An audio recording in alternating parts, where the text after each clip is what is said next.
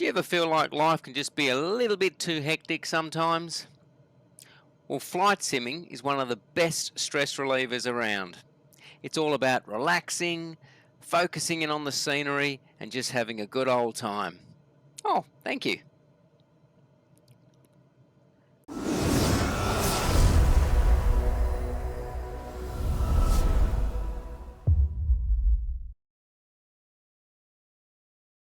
For me, the big reason why I find flight simming a good way of escaping stress is exactly that. It's an escape. Come into this room here, I can switch this on, shut the door, basically go to another world, fly wherever I want to fly to, with whoever I want to fly to, albeit virtual. And it's kind of enjoyable. You know, you can see sights, particularly nowadays with the graphical settings and so on that we can get and the graphical fidelity, we can see things that, well, you may never ever get to in your natural life. It's in a calm, controlled environment. Becoming a real pilot, and I haven't done it, but I can imagine it's not easy. And even when you are there, we all know that they are constantly tested and checked to make sure that they are current and valid and experienced enough to continue on flying, holding a hell of a lot of responsibility. In the virtual world or in the simulated world, you don't have any of that. I kind of know that. If I crash my 172 or if I crash my bush aircraft into this, a lake or wherever, I just restart. Now, I don't deliberately try to crash it, but the point I'm trying to make is I'm not worried when the plane is going down. I don't like it, don't get me wrong, because obviously I've done something to stuff it up, but I don't worry about it. So it's not a stress element to it. Come on.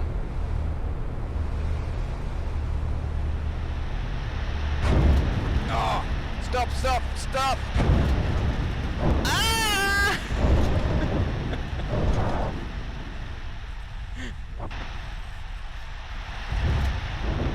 Shit.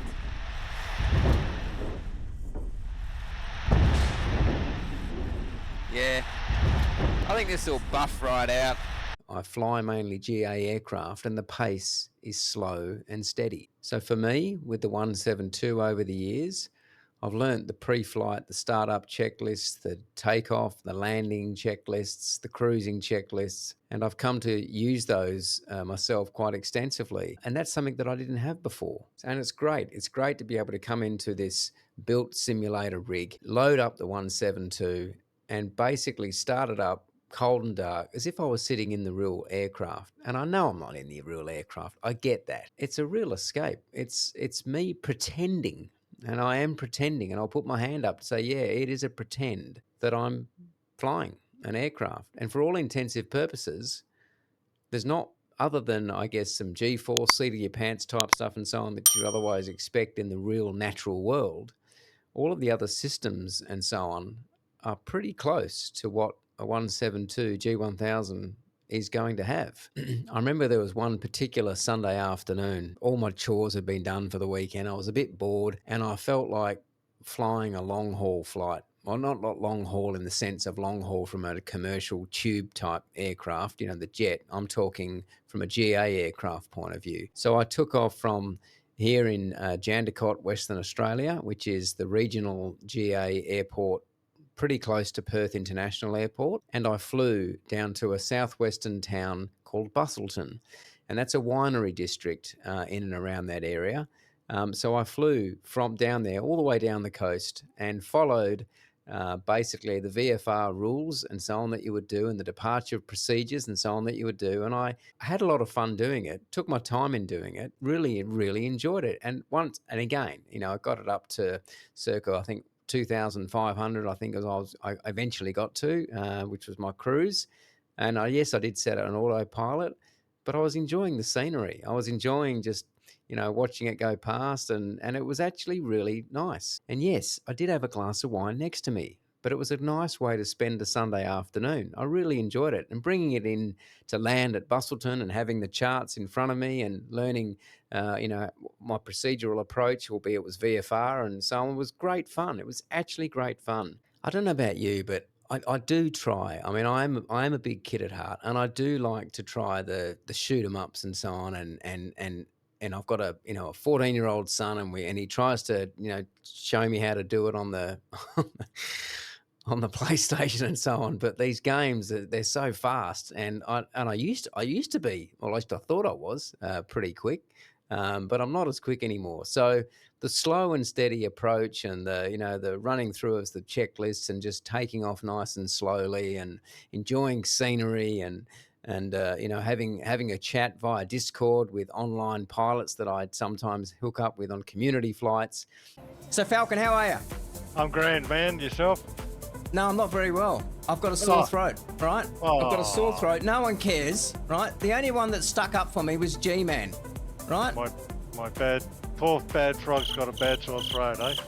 Yes, exactly. To me, that's where the fun is, and that's I do really come away from less stress. Now, when I do get stressed with this hobby, is more so when things don't work. Not so much when the thing's all working, but it's when it's not working. And now that's for another video, but all of those frustrations that you get when your simulator, or when your hardware or your software or something's not talking to each other, or something's gone awry, it's not quite working, the control goes down, whatever it is, the list goes on, and I've got an absolute plethora of those that have happened to me over the last few years. But that's the aspect that I don't like. And to a certain extent, particularly if you're trying to do something, and in particular if you're in a live stream, that is where it does get a bit stressful. It's just oh, we're getting there.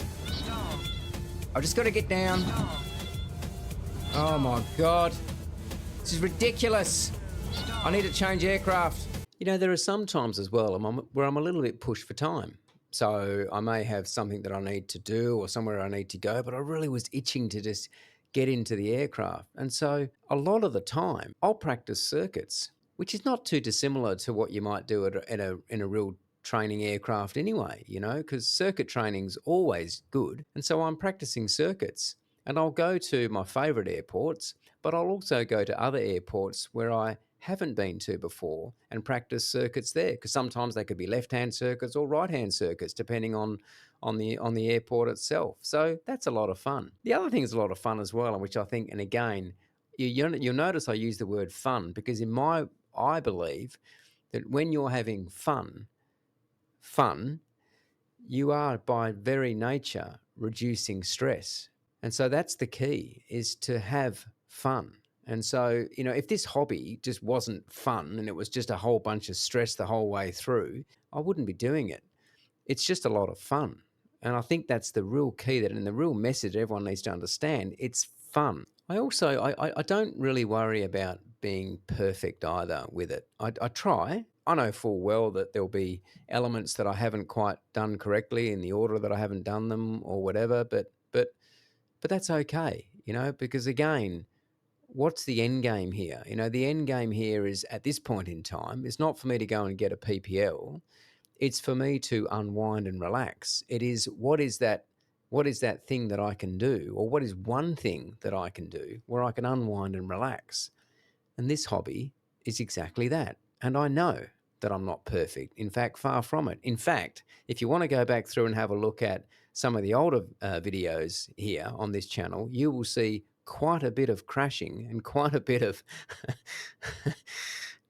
stuff that really doesn't constitute good flying practice. The other thing I like as well, and it's a bit like when you go down to the beach in the afternoon or in the morning, first thing, depending on which coast you're on. But as the sun's setting and you get that nice orange comes over, particularly if there's some cloud and so on, and you get that, it's quite relaxing to look out over the ocean and see that. I can get the same thing, not quite as good because I don't get the smell of the sea and the ocean and so on, but I can do the same thing in the simulator.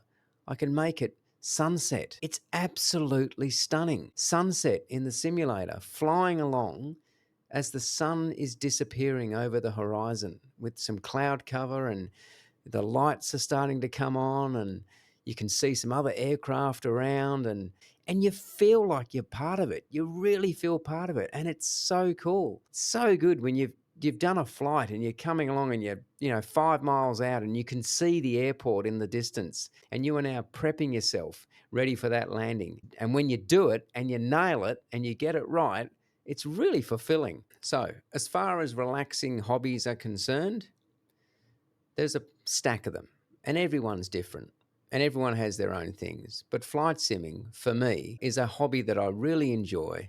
It's very relaxing, and there's a great community. I would really love to know the sorts of experiences and how you find flight simming yourself as a method and a way of relieving your stress at the end of the day, or at the start of the day, or whenever it happens to be. Let me know in the comments down below. I'd really love to hear it.